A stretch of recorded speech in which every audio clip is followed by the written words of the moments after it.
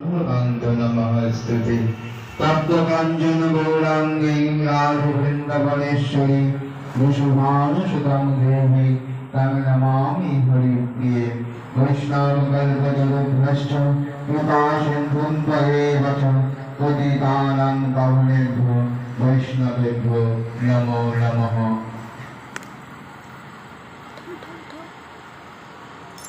जय श्री कृष्ण चैतन्य प्रभु नित्यानंद श्री अद्वैत गदाधर शिवसरी गौर भक्तवृंद। जय रूप सनातन भक्ति रघुनाथ श्री जीव गोपाल भट्ट दास रघुनाथ। এই ছয় গোসাইয়ের করে চরণ বন্দন যাহা হইতে বিঘ্ন নাশ অভীষ্ট পুরাণ। ओम पार्थाय कविमुनिनां भगवत नारायण स्वयं दशनगतिनां पुराणमुनिरे मध्ये महाभारतम् अद्वैतामृतवर्षिणीं भगवती अष्टादशदायिनीं अन्नतमसनन्दधामि भगवती गीत भगवद्वेषिणीं नमो वन्दे व्यासो विशाल जुद्धफुल्लरविन्दपट्टनेत्र जनोदया भरतैलपुण्य रज्जुनि दिगणमय प्रदीप सुवर्ण परिदातय तत्त्वमुक्ति कवनय ज्ञानमुद्रा कृष्णाय गीतामृत देवे नमः। सर्वोपनिषदगाहो दुर्गागोपालनन्दन पार्थवर्ष शरीरभक्ता दुर्गां गीतामृतामहम् वसुदेवसुतं देवं कंसचरणमन्दनं देवकी परमानन्दं कृष्णं वन्दे जगद्गुरुं।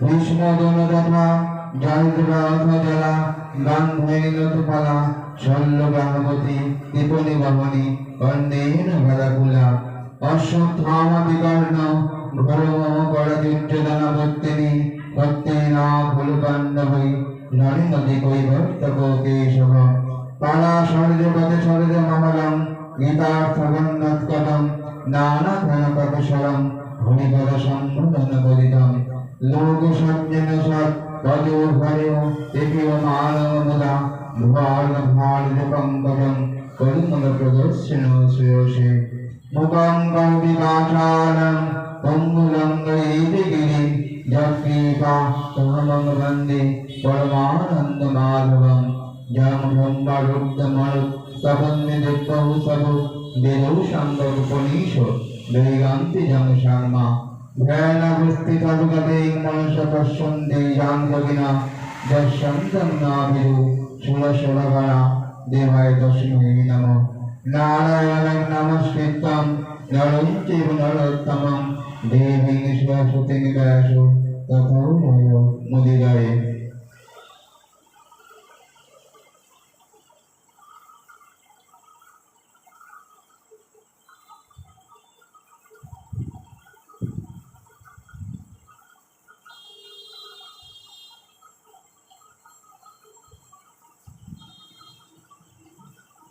कलिजुग पावन अवतार देव पुरुषोत्तम भगवान श्री कृष्ण चैतन्य और नित्यानंद प्रभु अपार अनुपम पाय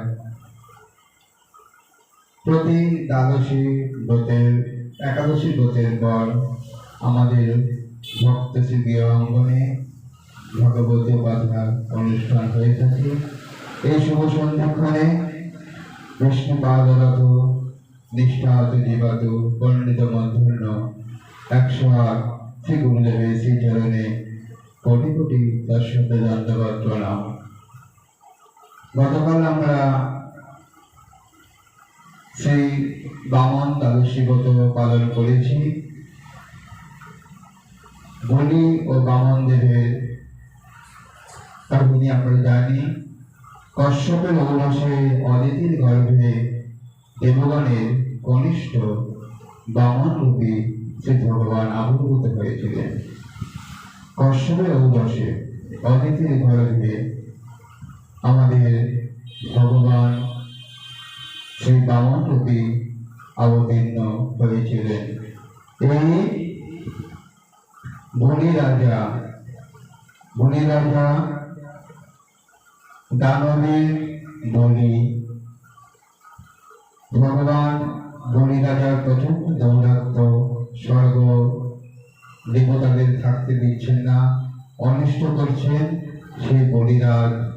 যেহেতু ভয়ে দেবতারাও স্বর্গ থেকে চলে গেছিল বলিরাজের অত্যাচারে, এবং এই বলি দানবের বলি হাস্য করিয়া বলিলেন, হে ব্রাহ্মণ কুমার, তুমি নিতান্ত বালক, স্বর্গ বিষয়ে অনভিজ্ঞ। আমি তিলকের অধীশ্বর এক এক দিক পর্যন্ত দান করিতে সমর্থ, আর তুমি নির্বোধের মাত্র শ্রীপাদ পরিমিত ভূমি প্রার্থনা করছো। ভগবান বলিকে শ্রীপাদ ভূমি দেওয়ার জন্য বলল, কিন্তু বলিরাজ হাস্য সহকারে বলল, তুমি ভগবানকে বলছে, হে ব্রাহ্মণ কুমার, তুমি নিতান্ত বালক, স্বার্থ বিষয়ে অনভিজ্ঞ, মানে তোমার কোনো জ্ঞান নাই। আমি তিলকের অধীশ্বর এক এক দিক পর্যন্ত দান করিতে সমর্থ, আর তুমি নির্বোধের মতো মাত্র শ্রীপাদ পরিমিত ভূমি প্রার্থনা করছো। আমার নিকটে কেউ একবার দান গ্রহণ করিলে আমাকে আর কখনো দান করিতে হইবে না। অতএব তুমি আমার নিকট তোমার জীবিকা নির্বাহ উপযোগী ভূমি প্রার্থনা করো। তুমি রথ গজ সুন্দরী কন্যা যাহা কিছু প্রার্থনা করিবে, আমি তাই সকল প্রদান করিতে পারি। তখন ভগবান বললেন, হে রাজন, ত্রিভুবনে যত প্রকার বিষয় রহিয়াছে, সেই সকল বিষয় অজিতেন্দ্রিয় পুরুষের কামনা পূরণ করিতে পারে না। শ্রীপাদ ভূমিতে যে ব্যক্তি অসন্তুষ্ট আমাকে দিক প্রদান করিলেও তাহার পরিতৃপ্তি হইবে না, পুনরায় তাহার সত্যকে লাভের জন্য আকাঙ্ক্ষা হইবে। সুতরাং তোমার নিকট হইতে আমি শ্রীপাদ পরিমিত ভূমি প্রার্থনা করি। তখন অবতা বলিরাজা, তোমার যেরূপ অভিরুচি গ্রহণ করো, এই বলিয়া ভূমিদান করিবার জন্য তিনি জলপাত্র গ্রহণ করিলেন।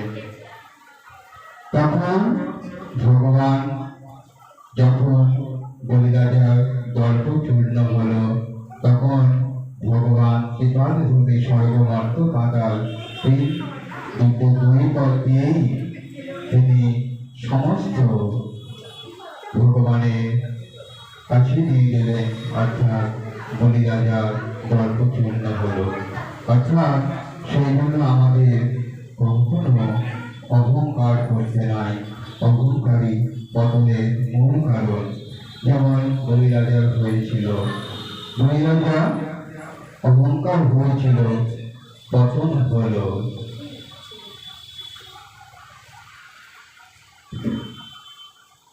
আমাদের সবসময় ভগবত চরণে নিযুক্ত থেকে ভগবতের মহিমা কীর্তন করা উচিত।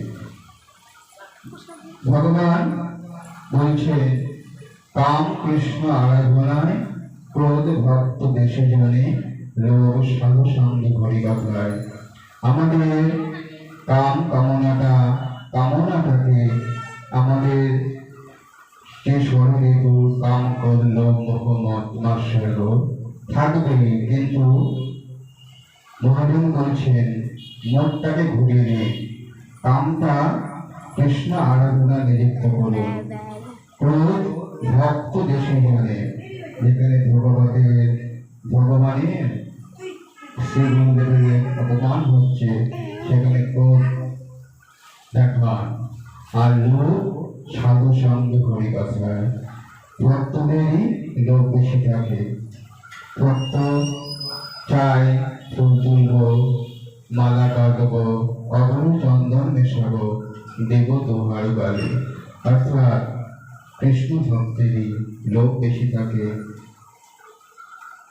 সেই জন্য আমাদের যে ষড়ঋতু থাকবে সবসময় গোবিন্দ ভজনে নিযুক্ত হতে হবে। ছোট্ট ধ্রুব মাত্র 5 বছর বয়স। ছোট্ট ধ্রুব চললেন বৃন্দাবনে ভজনের জন্য। তখন নারদ মুনির সাথে দেখা হলো নারদ কুণ্ডে। তখন নারদ বললেন, তুমি ছোট্ট বালক, তোমার এখনো ভজনের বয়স হয় নাই। আমরা এখন ছোট বাচ্চাদের বলি একাদশী করতে হবে না, তুমি ছোট। কিন্তু ভজনের সময় মায়ের পেট থেকে ধ্রুব নারদকে বললে, হে মুনিগণ, হে মুনিশ্রেষ্ঠ, আপনি আমাকে ভজনের কথা বলুন। ভজন মায়ের পেট থেকে শুরু করতে হয়। তখন নারদ ধ্রুবকে দীক্ষা দিলেন। সেই নারদ কুণ্ডে বৃন্দাবনে রাধা কুণ্ড থেকে মাত্র 2 কিলোমিটার পর নারদ কুণ্ড এখনো আছে। যারা বৃন্দাবন দর্শন করেছেন নারদ কুণ্ড অবশ্যই গেছেন। এই 5 বছরের ধ্রুব দীক্ষা পেল দ্বাদশ অক্ষরে, ওম নমো ভগবতে বাসুদেবায়। সে ভক্ত ধ্রুব তখন ভজন করলেন।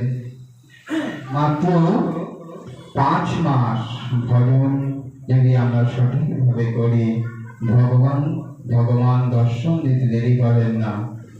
ভগবান সবসময় ভক্তের অন্তরেই থাকেন। মাত্র 5 বছরের ধ্রুব 5 মাস ভজন করেছিলেন। প্রথমে গাছের পাতা, ফলমূল, তারপরে বায়ুকে। এইভাবে ধ্রুব মাত্র 5 বছর বয়সে ভগবান দর্শন পেলেন। পিতা উত্থানবাদ চিন্তিত, ছোট বালক কোথায় গেল? তখন পিতাকে বললেন যে, বাবা, তুমি চিন্তা করো না। আমি যখন ভজন করছিলাম তখন দেবতারা আমাকে ঘিরে রক্ষা করছিল। অর্থাৎ বলছেন, বাবা, দেব উত্তাং বিষম্পদে, অর্থাৎ যখন ভজন করছিলাম সমস্ত দেবতারা আমাকে রক্ষা করেছিল। আমরা যারা কৃষ্ণ ভক্ত তাদেরকে সমস্ত দেবতারা রক্ষা করেন। তা ভাগবত বলছে যে বনে ভজন করে সমস্ত দেবতারা তাদের রক্ষা করে। অর্থাৎ ধ্রুব যখন 5 মাস তপস্যা করে ভগবান সামনে এলেন, তখন ভগবান বললেন, হে বালক, তুমি কি চাও? তখন ধ্রুব উত্তর দিল, কাঁচ খোলাতে এসে যদি কেউ ফিরে পায় তবে কি কেউ কাঁচের দিকে তাকায়? আমি আপনাকে দর্শন পেয়েছি, আমি আর কিছু চাই না। সমস্ত বৈভব মান সম্পত্তির কোনো প্রয়োজন নেই। আপনি হচ্ছেন, আপনাকে দর্শন পেয়েছি, আমি আর কিছু চাই না। তো তুমি এত কষ্টকর তপস্যা করলে কেন? তখন ধ্রুব উত্তর দিল, আমি আপনাকেও চাই না। তখন ভগবান বলছে, কি ছেলেরে বাবা, দেব তপস্যা করলো, এত কষ্টকর সাধন ভজন করলো। তখন ধ্রুব উত্তর দিল, আমি শুধু আপনার যারা ভক্ত তাদের শনে বসে আমি হরিকথা শ্রবণ করতে চাই জন্ম জন্মান্তর, এটাই আমার কাম্য, আমি আপনাকেও চাই না। তখন ভগবান তথস্থ করে অন্তর্ধান হলেন। অর্থাৎ ভক্ত শোনে হরিকথা, এটা ভক্তদের একমাত্র কাম্য। যদি ভক্ত শোনে হরিকথা আমি আস্বাদন না করে যদি আমি রাধা প্রেম, কৃষ্ণ প্রেম পাবো না। প্রেম ভগবানের দেওয়ার ক্ষমতা নাই, একমাত্র শ্রী গুরুদেব ভক্তই দিতে পারে। প্রেম এমনই জিনিস, ভগবানের কাছেও তা নাই। অর্থাৎ সেজন্য আমাদের কি করতে হবে? ভগবত ভোজন করতে হবে। ভগবত ভোজন ছাড়া আমাদের কোনো উপায় নেই। মহাপ্রভু বলছেন, যে রস আনন্দ সিন্ধু ব্রহ্মা না পায় এক বিন্দু, সেই প্রেম বিলাইল সংসারে। যা ব্রহ্মা পেল না, শিব পেল না, সেই প্রেমই গৌরহরি নিতে বলিতে আসা। এই প্রেম থেকেই গৌরহরি আমাদের কাছে এসছেন। যে রস আনন্দ সিন্ধু ব্রহ্মা না পায় এক বিন্দু, সেই প্রেম বিলাইল সংসারে। কলি ভগবান গৌরহরি আসার একমাত্র কাম্য, একমাত্র আশা হরিনাম সংকীর্তন মুখ্য নয়। গৌরহরি না আসলেও কলিযুগ হরিনাম সংকীর্তন পেত, কিন্তু রাধা দাস্য মঞ্জুরি ভাবসাধনা কলিযুগ কখনোই পেত না। এটাই হচ্ছে আমাদের বৃন্দাবনের রাজমার্গের ভজন, যার জন্য ভগবান এই কলিতে এসছেন। ব্রহ্মা পাইনি, শিব পাইনি, ভক্ত শ্রেষ্ঠ উদ্ধব পাইনি, সেই প্রেম নিতে গৌরহরি আসা। এই প্রেম যদি আমরা, এই ভজন যদি আমরা না করি, রাধা দাস্য মঞ্জুরি ভাবসাধনা আমরা কোথাও কোনোদিনই পেতাম না যদি গৌরহরিকে না পেতাম। গৌরহরি আসার একমাত্র রাধা দাস্য, রাধা প্রেম মঞ্জুরি ভাবসাধনারিতেই গৌরহরি আমাদের এই কলিযুগে আগমন। এই রাধা রস্য পেতে, রাধা মঞ্জুরি ভাবসাধনারিতেই গৌরহরি আসা। আপনি করে আস্বাদনে শিখাইল জগৎ জনে, মহাপ্রভু নিজে মনির ধ্বনি, নাহি জানি স্থানাস্থান, যারে তারে করিল দান, মহাপ্রভু দাতা শিরোমণি। কোন পাত্র অপাত্র তিনি চিন্তা করেননি। কে মুচি, কে গরিব, কে ধনী, কে দরিদ্র, অকাতরে এই প্রেম দিতে গৌরহরি এসছেন আমাদের কলিযুগে। এই প্রেম, এই রাধা দাস্য, এই প্রেমটা নিতে গৌরহরি আমাদের কলিযুগে এসছেন। এই প্রেম যদি আমরা না পেতাম, আমাদের হৃদয়কে শীতল করতে পারতাম না। গৌরহরি এসছেন এই প্রেমটা দিতেই, রাধা দাস্য মন্দিরে ভাবসাধনা। ভগবানকে আপন করে, নিজের করে দিতে হবে। যদি আমরা আপন করে না পাই, তাহলে কোনোদিন ভগবান আমার কাছে হাত ধরা দেবে না। ভগবানকে পূজা করতে অত উপাচার লাগে না। যদি আমরা পদ্মম পুষ্পম ফলম তেয়ম যৌনে ভক্তা পদচ্ছতে তাহম ভক্ত পরিতস্মানি পরিতাত্মন। ভগবান বলছেন কি ভক্তি করে আমাকে একটু পাতা দাও, তাতেই আমি সন্তুষ্ট। ভক্তিটাই হচ্ছে সবচেয়ে বড় কথা। আমরা দেখেছি যে সরল সহজভাবে ভজন করলেই ভগবান আমাদের কাছে ধরা দেন। মুকুন্দ কবিরাজের পুত্র রঘুনন্দন, মুকুন্দ কবিরাজ নবদ্বীপে। মুকুন্দ কবিরাজ যখন উনি কবিরাজি চিকিৎসা করতেন, তখন মুকুন্দ কবিরাজ রঘুনন্দন তার পুত্রকে বলছে যে আমি একটু বাইরে যাব, সেই গোপীনাথের সেবা করতে পারবি? তখন রঘুনন্দন বললেন, হ্যাঁ বাবা, তুমি যাও, আমি গোপীনাথের সেবা করতে পারবো, করবো। ছোট্ট বালক রঘুনন্দন। তখন মা, রঘুনন্দনের মা তখন দিল, তখন নাড়ু দিল গোপীনাথের সেবায়। তখন রঘুনন্দন, গোপীনাথ তুমি খাও, কোনো মন্ত্রতন্ত্র নেই, কোনো উপাচার নাই, শুধু একটু সন্তোষে জল। রঘুনন্দন, গোপীনাথ তুমি খাও। তখন রঘুনন্দন বলছেন যে বাবা তো রোজ দরজা বন্ধ করে ঢোক লাগে, দরজা খোলা বলে তুমি সেবা নিচ্ছ না, খাচ্ছ না। ঠিক আছে, বেশ, দরজা বন্ধ করলাম। তখন তাও গোপীনাথ নাড়ু খাচ্ছে না। কিন্তু তখন গোপীনাথ বলছে, তুমি যদি না খাও আমি এই মন্দির থেকে আর বেরোবো না। তবুও গোপীনাথ নাড়ু খাচ্ছে না। তখন গোপীনাথ রঘুনন্দন মাথা ঠুকছে, মাথা থেকে রক্ত বেরোচ্ছে। তখন গোপীনাথ স্বয়ং এসে মাথা তুলল। অর্থাৎ ভগবান ভক্তের কষ্ট কখনো সহ্য করতে পারেন না। সেই জন্য তখন রঘুনন্দনের দেওয়া নাড়ু গোপীনাথ খেল। অর্থাৎ আমি যদি সহজ সরলভাবে ভগবানকে ডাকি, অবশ্যই ভগবান সাড়া দেন। ভগবান হচ্ছে অন্তর্যামী, অন্তরের কথা অন্তরের ব্যথা তিনি বোঝেন, ভাবটা নেন। সেই জন্য ভগবানের আরেক নাম ভাবক নাহি জনার্দন।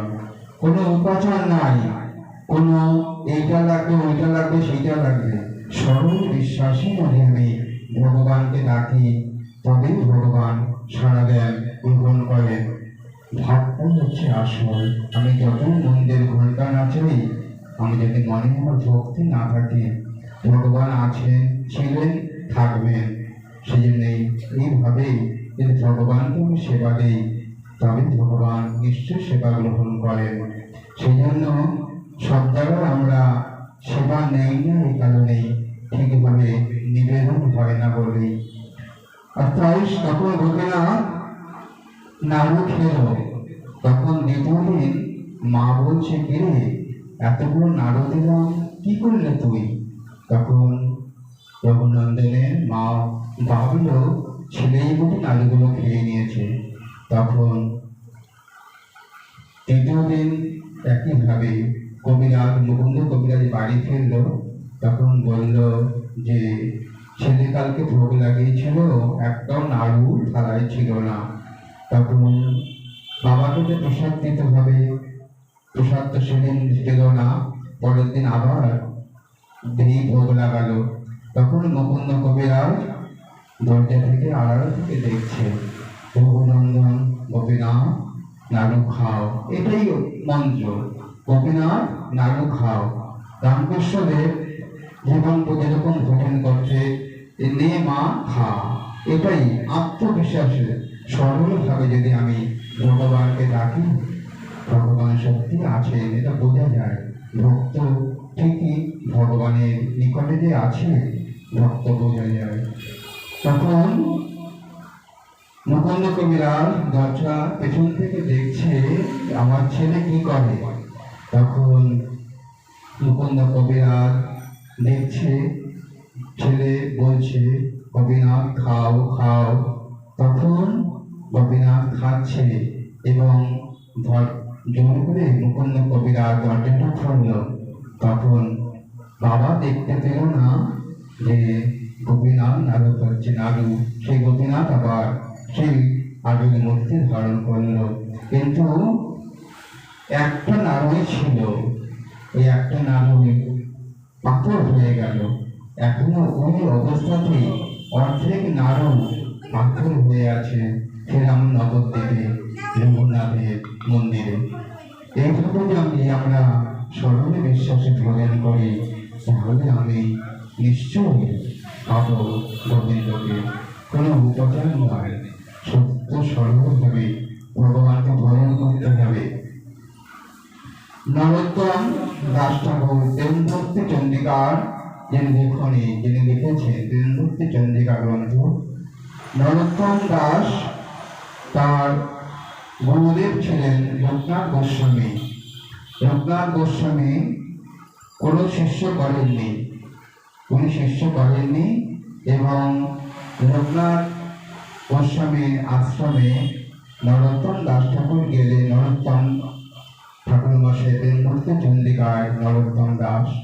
তখন নরোত্তম লোকনাথ গোস্বামীর কাছে গেলে লোকনাথ গোস্বামী দীক্ষা দিতে রাজি হলেন না। তখন নরোত্তম তো কঠোর, আমি এনার কাছে দীক্ষা নেব। হট করে দীক্ষা পাওয়া যায় না, এখন তো দীক্ষা কোনো ব্যাপারই নেই, জেনেই দীক্ষা। কিন্তু যারা প্রকৃত ভজন মার্গে আছে, গেলেই দীক্ষা হবে না। কিন্তু এই নরোত্তম দাস নরোত্তম প্রেমভক্তি চন্দ্রিকার যিনি লেখক গ্রন্থ, যারা পড়েছেন প্রেমভক্তি চন্দ্রিকা গ্রন্থ, খুব ভজনের কথা ওখানে বলা হয়েছে। আস্বাদন করবেন, প্রেম বাড়বে। ভক্ত নরোত্তম দাস। তখন লোকনাথ গোস্বামী পায়খানায় পাতক্রিয়া করতেন সকালবেলা, দেখতেন ওনার মল কে যেন পরিষ্কার করছে। ওই যে নরোত্তম দাস উনি ছিলেন রাধার ছেলে। এই লোকনাথ গোস্বামী নোংরা সকালে বাহ্যক্রিয়া করে যেতেন এবং সেটা তিনি মুখ পরিষ্কার করতেন। তখন লোকনাথ গোস্বামী ভাবলেন, কে করছে এরকম পরিষ্কার? তখন নরোত্তম দাস তখন বললেন, আমি এই পরিষ্কারগুলো করি। কেন করছো? আমি আপনার কাছে মস্তক নিতে চাই, আমি আপনার কাছে শিষ্যত্ব নিতে চাই, আপনার কাছে দীক্ষা নিতে চাই। তখন লোকনাথ গোস্বামী নরোত্তম দাসকে দীক্ষা দিলেন এবং উনি বলছেন যে যুগল যখন রাসে যাবে, যুগল রাধা গোবিন্দ যখন রাসে যাবে, তুমি তাদের তখন দুধ সেবা দেবে। কিন্তু গোস্বামীগণের পরিচয় হচ্ছে ছেঁড়া কাঁথা, নেড়া মাথা, মুখে কৃষ্ণ গুণগাথা। এটাই গৌরীয় বৈষ্ণবদের ধর্ম। গৌরব আমাদের আগে যারা গৌরীয় বৈষ্ণব, সনাতন গোস্বামী, রূপ গোস্বামী, এরা এইভাবেই ভজন করতেন। কিছুই নাই, ছেঁড়া কাঁথা, নেড়া মাথা, মুখে কৃষ্ণ গুণগাথা। যাই হোক, তখন সেই প্রেমভক্তি চন্দ্রিকার নরোত্তম দাস গুরুদেব আজ্ঞা দিয়েছে, যখন রাধা গোবিন্দ রাসে যাবেন তুমি তাদের দুধ সেবা দেবে। এটাই ওনার ভোজন। তখন রোজ দুধ সেবা দেন। বাবাজি মানুষ, দুধও নাই, হাড়িও নাই, গ্যাসও নাই, আগুন নাই, কিন্তু দুধ সেবা দেয় মনে মনে। মনে মনে দুধ সেবা দিতে দিতে হাত পড়ে গেল। কি হবে? হাত পড়ে গেল। মনে মনে সেবা দেন। কত বড় সাধক! কোনো উপচারও নাই, দুধও নাই, হাড়িও নাই, কোনো অগ্নিও নাই, কিন্তু মনে মনে সেবা দিচ্ছেন, কিন্তু হাত পুড়ে গেল। এই হচ্ছে আমাদের বৃন্দাবনের ভজন। এইভাবে যদি আমরা ভজন করি, ভগবান নিশ্চয়ই আমাদের কাছে আসবেন। এটা ভগবানের প্রতিশ্রুতি দেওয়া। এইভাবে যদি ভজন করি আমাদের জীবন সার্থক হবে। এইভাবে বৃন্দাবনের এক বাবাজি, উনি গাছতলায় বসে ভজন করেন। তখন গাছতলায় বসে ভজন করতে করতে একদিন একটা বাড়িতে উনি ভিক্ষা নেন। এক বুড়িমার বাড়িতে ভিক্ষা নেন। বুড়িমা গোপীনাথের সেবা করে। তখন সেই বুড়িমাকে স্বপ্ন দেয় যে কালকে যে ভিখারি বাবাজি আসবেন, তাকে তুমি আমাকে দিয়ে দিও। তখন বুড়িমা বলছে, কেন গোপীনাথ, আমার কি উনি খুবই সাধন নিষ্ঠা। এই বুড়িমা বলছে, কেন গোপীনাথ, আমার কি কোনো ভজনে ত্রুটি হচ্ছে? তখন গোপীনাথ বলছে, না, তোমার তো বয়স হচ্ছে, সেজন্য আমার ব্যবস্থা আমি করে নিচ্ছি। তখন গোপীনাথ প্রথম দিন গেল বাবাজি। তখন বুড়িমা বলল, বাবাজি, গোপীনাথ আমাকে স্বপ্নে আদেশ দিয়েছে তোমাকে দিয়ে দিতে। তখন বাবাজি নিতে রাজি নয়। না, আমি কোথায় নিয়ে রাখবো? আমার ঘর নাই, বাড়ি নাই, দোয়ার নাই, আমি কোথায় নিয়ে রাখবো? তখন বাবাজি চলে গেল বুড়িমার কাছে ভিক্ষা নিয়ে। এক মুষ্টি ভিক্ষা নিয়ে এক বাড়িতে ভিক্ষা নেন। ওই বাড়িতে রোজই ভিক্ষা নিয়ে চলে যান। দ্বিতীয় দিন তখন বুড়িমা আবার বলল, আবার তো আমাকে গোপীনাথ স্বপ্নে দেখা দিল, তোমাকে দিয়ে দিতে বলল। তখন বাবাজি বলছে, এত বিরক্ত করছো, আমি তো বলছি নেব না, আমার রাখবার জায়গা নাই। তখন গোপীনাথ তৃতীয় দিন এলো বাবাজি, তখন গোপীনাথকে দিতে বাধ্য হলো। বুড়িমা গোপীনাথকে দিয়ে দিল। তখন গোপীনাথ নিয়ে ভজন করছে বাবাজি। তখন গোপীনাথকে একটা রুটি ভোগ দিল। তখন গোপীনাথ বলছে যে বাবা, আমার তো শুধু রুটিকে অভ্যাস নাই, শুধু একটু ঘি লাগিয়ে দাও। তখন বাবাজিকে বলল, আমি ঘি কোথায় পাবো? আমি তো তোমার জন্য ঘি ভিক্ষা করতে পারবো না। তখন আমার তো এটা অভ্যাস, একটু যদি রুটিতে ঘি লাগাই দাও। তখন বাবাজি ঘি ভিক্ষা করে সেই গোপীনাথকে রুটিতে একটু ঘি লাগিয়ে দিল। দ্বিতীয় দিন বলছে, গোপীনাথ বলছে সাক্ষাৎ সাক্ষাৎ বিগ্রহ সেবা করতেন বাবাজি মহারাজ। তখন উনি ভজন করছেন বৃন্দাবনে, 24 ঘন্টার মধ্যে 22 ঘন্টা শুধু ভজনই করছেন। 2 ঘন্টা বিশ্রাম, নিজের জপান্নিক প্রাতঃক্রিয়া 2 ঘন্টা রাখতেন, 23 ঘন্টা শুধু ভজনে করতেন। তখন নামনিষ্ঠ মহাপুরুষ, সবসময় নামে ডুবে থাকতেন। এখন সে রাধা কুণ্ডে তা এখন দ্বিতীয় দিন বলছে গোপীনাথ যে শুধু রুটি তো আমার ভালো লাগে না, যদি একটু আলুর সবজি করে দিস। তখন বলছে, তুমি রোজ কি বায়না করছো? এবার রুটিতে ঘি মাখিয়ে দাও, সবজি দাও, আমি এত পাবো কোথায়? তখন আমায় দিস না, তাহলে আমি একটু ভালো পাই। তখন বাবাজি আবার একটু আলু ভিক্ষা করলো। তখন আলু সবজি করে গোপীনাথকে দিল। তৃতীয় দিন বলছে যে এর মধ্যে একটু চাটনি হলে ভালো হতো। তখন বাবাজি মালা ছুঁড়ে মারতে গেল, বলে, হ্যাঁ তুমি আমার ভজন নষ্ট করতে এসছো? তুমি আমার ভজন কেন আমি করতে পারছি না? তোমার এত কিছু আয়োজন করলে আমি ভজন করবো কখন? তখন গোপীনাথ সে বাবাজির গলা ধরিয়ে বললো, আমাকে এরকম তাড়িয়ে দিস না। তখন বাবাজি রেগেই বললো, যাও এখান থেকে বেরিয়ে যাও, এখানে বড় লোক ধনীরা আছে, তাহলে ভুলে যাও। বাবাজি তখন বললো, না রে, আমায় তাড়িয়ে দিস না, তোকে ছাড়া আমি বাঁচবো না। ভক্ত এইভাবে ভগবান ছাড়া বাঁচতে পারে না।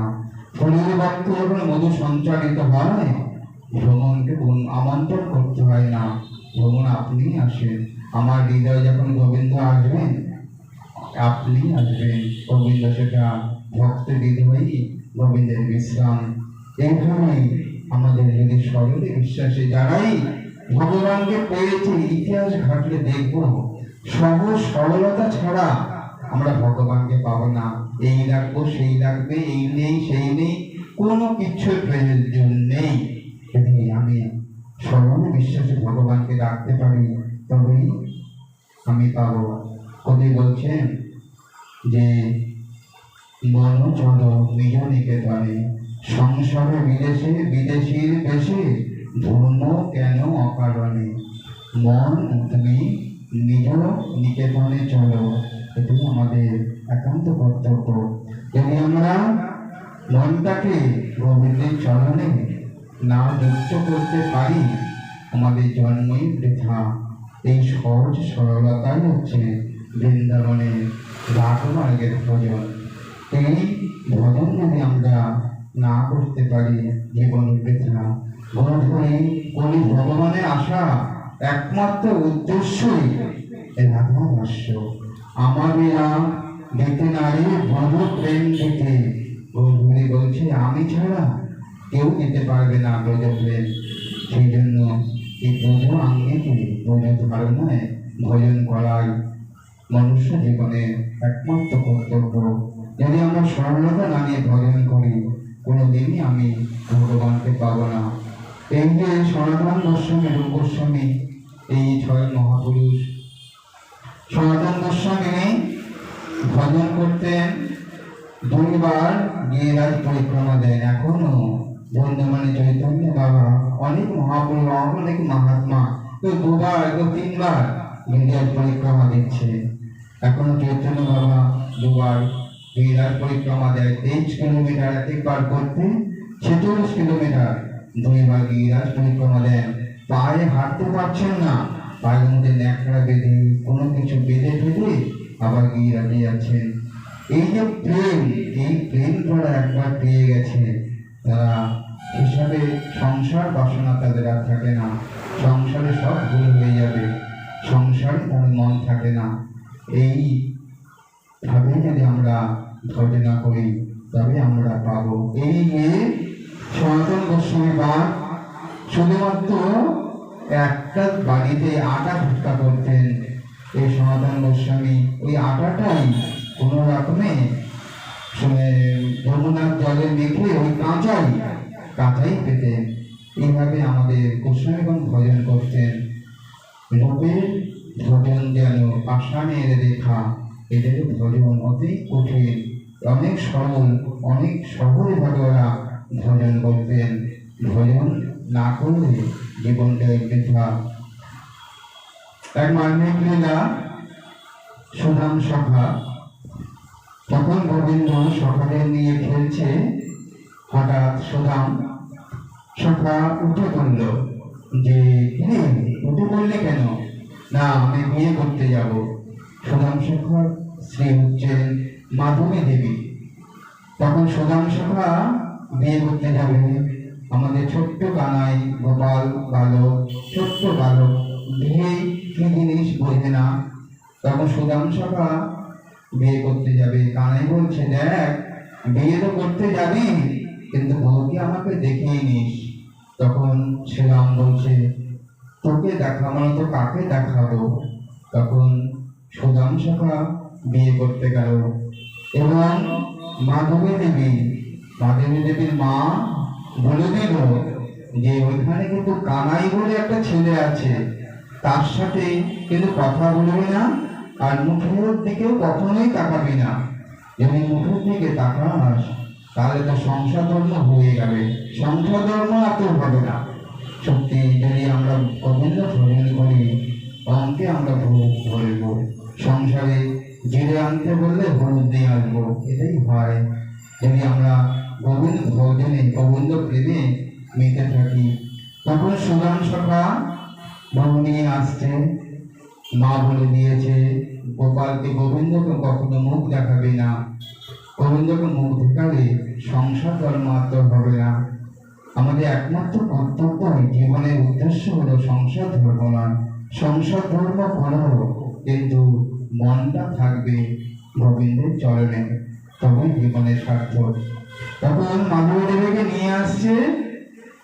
তখন মাধবী দেবী ঘুমটা তুলছে না, মা বারণ করেছে মুখ দেখবে না। শ্রীরাম সখা জোর করে মুখটা দেখালো, তবু মুখ দেখালো না। তখন গোবিন্দ বলল, আমাকে এখন তো মুখ দেখালে না, কিন্তু আমাকে দেখার জন্য এই পাগল হয়ে যাবে। তখন তৃতীয় দিন দেখছে যে কানাই নামে বৃন্দাবনে সবাই পাগল, কানাই বলে সবাই পাগল। কিন্তু একবার মাধবী দেবী পুকুরে গেলেন, জল তুলতে গেল, কানাইও সেখানে উপস্থিত।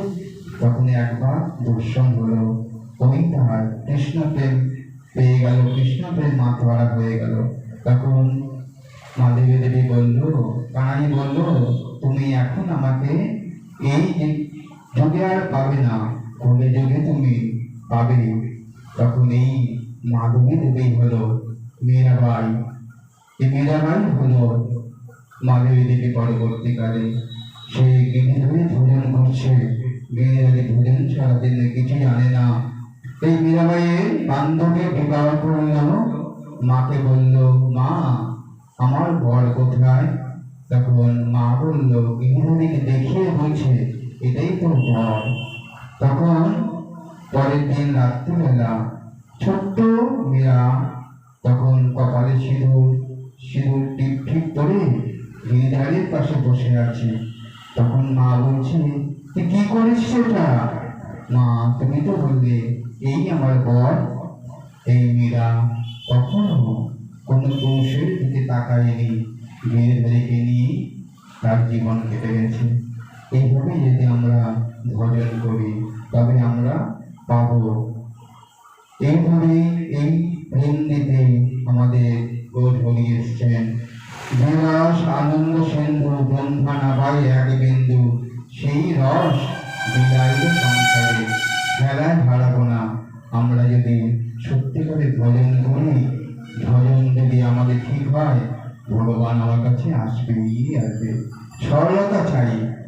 আড়ম্বর কিছু হবে না। প্রভুই আমাদের দেখিয়ে দিয়ে গেছেন, যারা যারা ভগবান দর্শন পেয়েছেন দেখবে কোনো উপাচার নাই, কিন্তু সরল বিশ্বাসে যদি আমরা ভগবানকে ভক্তিভাবে পুজো করি, ভগবান আমাদের নিশ্চয়ই আসবেন। এমনি ভগবানকে পেতে কোনো দেরি লাগে না। খট্টাঙ্গ ঋষি মাত্র 3 সেকেন্ডে ভগবত দর্শন পেলেন। এই খট্টাঙ্গ ঋষি পূর্বে বহু বড় মনীষী ছিলেন। এইভাবে ভগবানকে ভজন করলে আমরা ভগবানকে পারব। সর্বধর্ম পরিত্যাজ্য মামেকং শরণং ব্রজ। ভগবান বলছে সব কিছু পরিত্যাগ করো, শুধু আমাকে শরণ নাও, আমি রক্ষা করব। ভগবান শ্রীকৃষ্ণ গোবিন্দকে সব দিয়ে দিয়েছিল বলেই, অর্জুন দিয়ে দিয়েছিল বলেই গোবিন্দর চরণে অর্জুন গোবিন্দকে পেল। এইভাবে যদি আমরা সবকিছু গোবিন্দকে সঁপে দিতে পারি, আমাদের জীবন সার্থক হবে। গোবিন্দনন্দন তে বৌধুরী রসরাজ রসিক শিখর ঋষিকেন্দ্র নৌলে রাধা ভাগবতী কৃষ্ণ গভীর গৌরবে সুবলতে তুলে নিয়ে এলেন আমাদের ধরাধামে। বিশুদ্ধ ভাগবত ভক্তিতে ব্যাকুলতা খুবই প্রয়োজন। এইভাবে যদি আমরা ভজন করি, তখন আমাদের সত্যিকারের জীবন সার্থক হবে। এই বৃন্দাবনে শ্রীনাথজির মন্দির আছে বৃন্দাবনে। শ্রীনাথজিকে দেখার জন্য এক বালক, ছোট্ট বালক পাগল হয়ে যেত। শ্রীনাথজি বলে সে ছিল মেথর চিনিচুরা, উপরে ওঠার কোনো অধিকার তার ছিল না। তখন শ্রীনাথজি মন্দিরে কোনদিন যেতে পারল না। উপর থেকে যারা দর্শন করে নিচে নেমে আসতো, তখন বলতো শ্রীনাথজিকে আজকে কেমন ভাবে সাজানো হয়েছিল। সেই ছোট্ট বালক মাটিতে শ্রীনাথজির মূর্তি আঁকত। তখন এইভাবে ভক্ত ভগবানকে ভজন করে। এইভাবে শ্রীনাথজিকে দর্শন তার উপরে অধিকার ছিল না। সেই ধুলায় প্রশমিত হয়ে সেই ছোট্ট বালক শ্রীনাথজি যেরকম গায়ে অঙ্গ বসন মনের পুচ্ছ আঁকত, তখন গোবিন্দ একবার তার প্রেমে পাগল হয়ে গেল। ভক্তর জন্য ভগবান পাগল হয়ে যান। সেই ভক্ত গোবিন্দ যখন শ্রীনাথজিকে ছোট্ট বালককে দেখার জন্য পাগল, তখন দুপুরবেলা সবাই ঘুমিয়ে পড়েছে। তখন ছোট্ট বালক নিচে বসে আছে, ধুলায় ধূসরিত হয়ে ধুলি মাখা। তখন গোবিন্দ বলল, কে আছো বাঁচাও। তখন সেই ছোট্ট বালক উপরে উঠে গেল। স্বয়ং ভগবান বলছেন, আমার পায়ে একটা কঙ্কন কাঁটা ফুটেছে, তুমি বার করে দিতে পারো? তখন ছোট্ট বালক মুখ দিয়ে সেই গোবিন্দের পায়ে কাঁটা বের করে দিল। কোথায় কাঁটা, কোথায় কি? এই ভক্ত ভগবানকে কৃপা করবার জন্যই এইরকম ভাবে ছলনা করে। এইভাবে যদি সহজভাবে আমরা ভজন করতে পারি, গোবিন্দ রাধা মাধব যুগল আমাদের কাছে একদিন ধরা দেবে।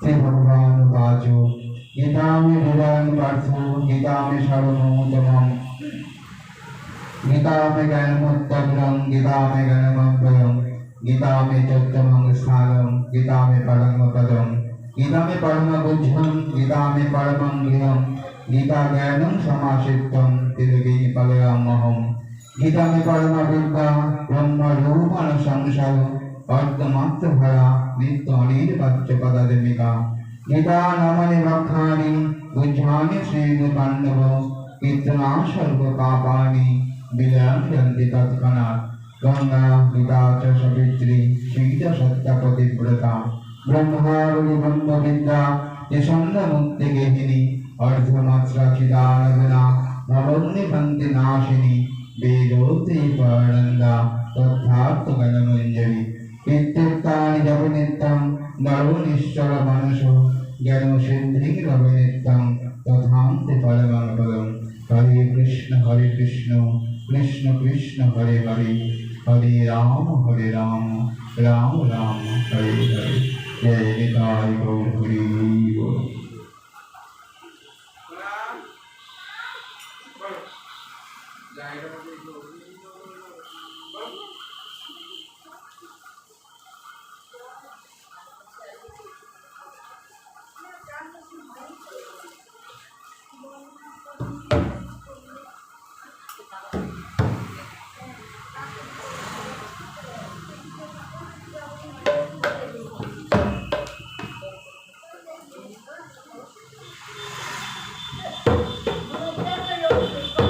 জয় রাধে গোবিন্দ বলো, জয় রাধে গোবিন্দ।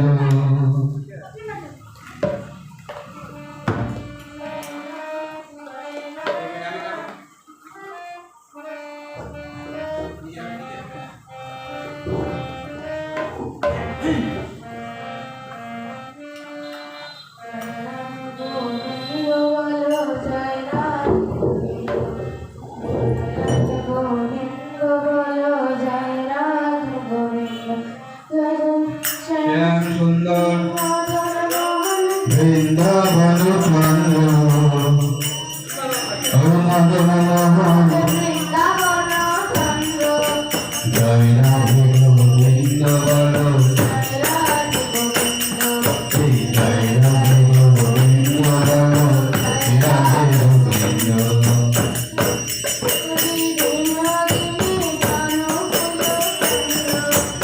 রাজেশ্বরী বিনোদিনী ভানুকুল চন্দ্র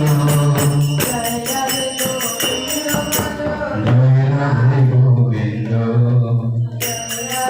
গোবিন্দ বলো, জয় রাধে গোবিন্দ। মদন মোহন চন্দ্র শ্যাম সুন্দর মদন মোহন বৃন্দাবন চন্দ্র জয় রাধে গোবিন্দ বলো, জয় রাধে গোবিন্দ বলো।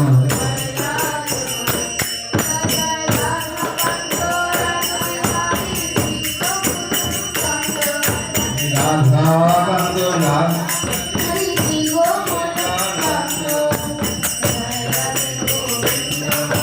জয় রাধে গোবিন্দ, জয় রাধে গোবিন্দ বলো, জয় রাধে গোবিন্দ। ভানুকুলা চন্দ্র জয় বিহারী ভানুকুলা চন্দ্র জয় রাধে গোবিন্দ বলো, রাধে গোবিন্দ। জয় রাধে গোবিন্দ বলো, জয় রাধে গোবিন্দ।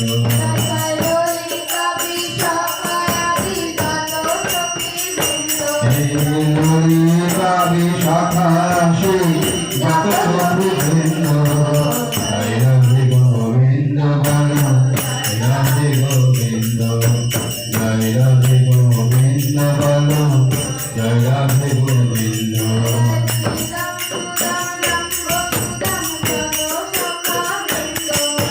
শ্রীরাম সুদাম দাম সুদাম যত সফল বৃন্দ বৃন্দ বলো, জয় রাধে গোবিন্দ। জয় রাধে গোবিন্দ বলো, জয় রাধে গোবিন্দ।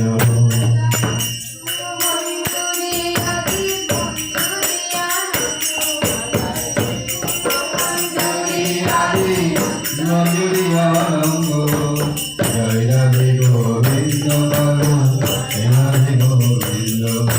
জয় রাধে গোবিন্দ বলো,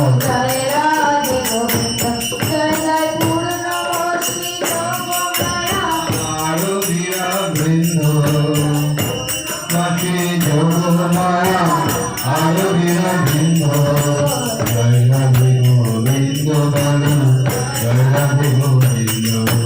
জয় রাধে গোবিন্দ বলো, জয় রাধে গোবিন্দ।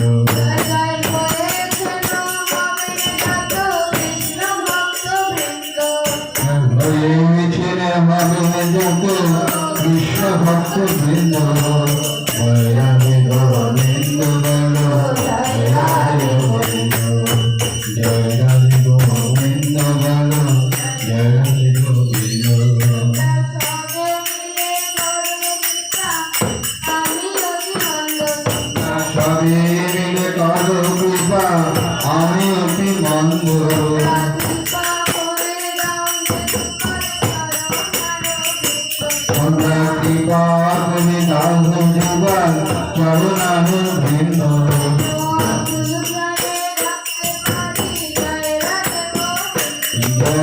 আকুল প্রাণে ডাকতে পারি হরধি গোবিন্দ জয় রাধে গোবিন্দ জয় রাধে গোবিন্দ জয় রাধে গোবিন্দ জয় রাধে গোবিন্দ জয় রাধে রাধে গোবিন্দ রাধে রাধে গোবিন্দ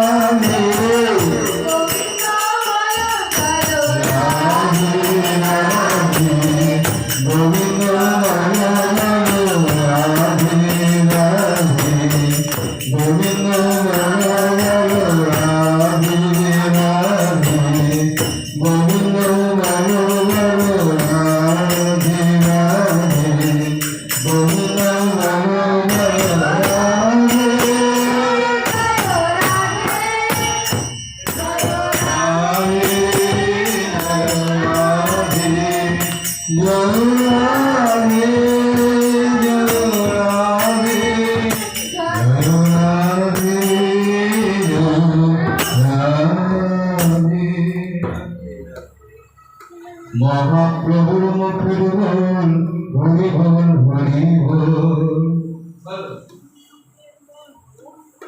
মহাপ্রভুর মুখের বল হরি বল হরি বল মুখের বল হরি বল হরি বল দেবানন্দে বাহু তুলে হরি বল হরি বল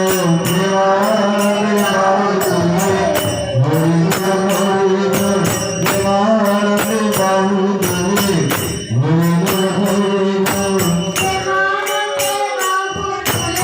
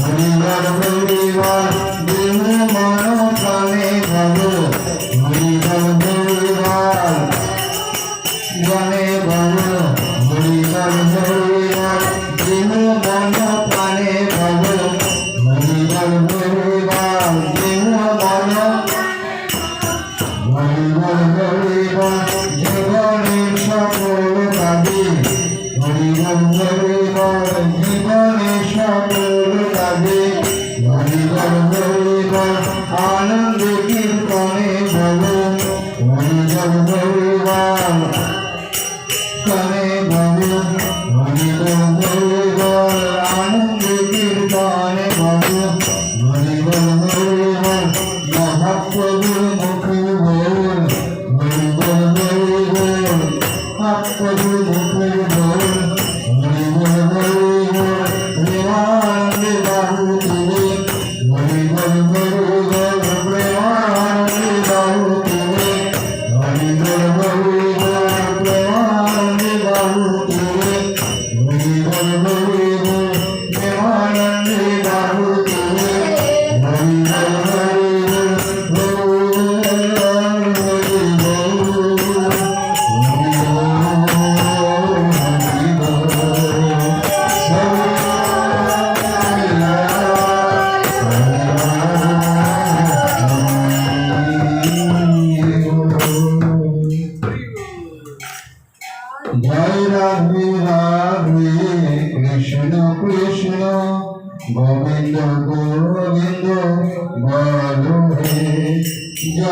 রাধে রাধে কৃষ্ণ কৃষ্ণ গোবিন্দ গোবিন্দ রাধে রাধে গোবিন্দ গোবিন্দ গোবিন্দ গোবিন্দ গোবিন্দ গোবিন্দ বলে সবাই জয় জয় রাধে রাধে কৃষ্ণ কৃষ্ণ গোবিন্দ গোবিন্দ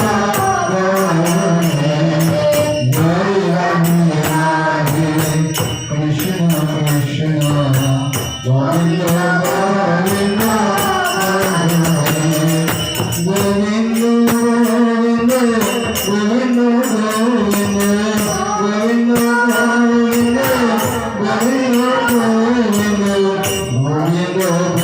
সবাই জয় রাধে রাধে কৃষ্ণ কৃষ্ণ গোবিন্দ গোবিন্দ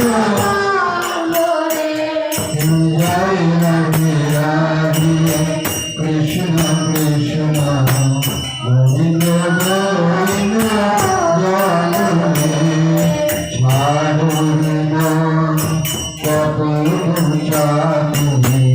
বদনে বলো হরি হরি ছাড়ো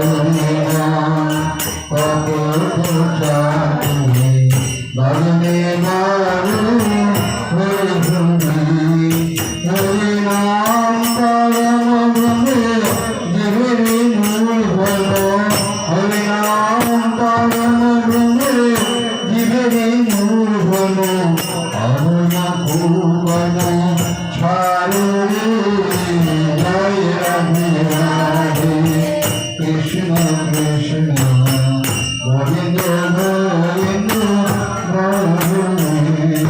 জয় রাধে রাধে কৃষ্ণ কৃষ্ণ গোবিন্দ গোবিন্দ